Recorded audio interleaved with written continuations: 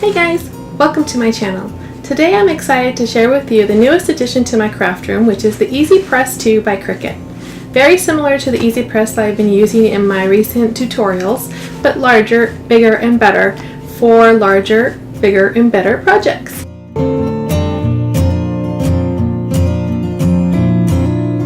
So the project I'm going to start with today is the drawstring bag that came with the Cricut EasyPress 2. Super simple to do, really good beginner project. If you haven't used an EasyPress 2, this is the perfect thing to start with. All you'll need to do is put the machine at 290 degrees, and all you do that by pressing the little thermometer button right here, and then you press the plus sign until you get to 290 degrees, and then you go ahead and leave it at 30 seconds. I want to actually show you the new larger EasyPress mat. I think this one's 16 by 20, which is perfect for the larger format projects, and it's perfect for this project that I'm going to be working on right now. So what we're going to do now that this is preheated, I'm going to go ahead and just press the drawstring bag and preheat it. So this is it's pressing the wrinkles out, but it's also preheating the material so that the vinyl will go on easily.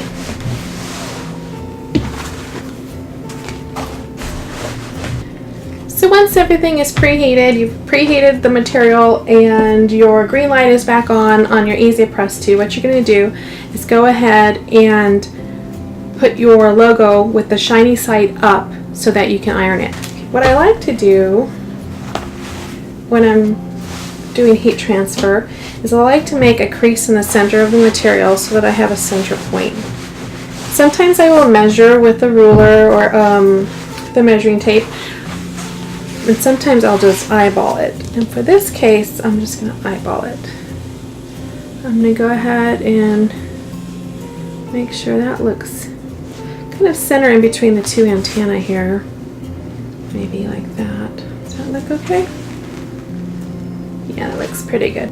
Like maybe right there. Okay. Now you don't have to use the iron-on protective sheet, but I like to use it. You can also use a Teflon sheet if you want. It's not necessary, but I always like using it. So then you go ahead and put that on top of the iron-on vinyl, and then you get your EasyPress, put it right there on top in the center, press the green button, and right now you can just see the timer goes down, and once it beeps, you'll know to lift it and put it back on the cradle.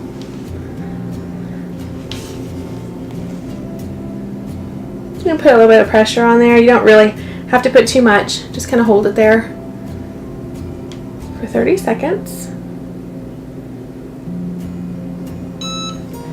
And then you go ahead and put that back in the cradle. So what you're going to do now is just flip over your material and repeat the same process in the back.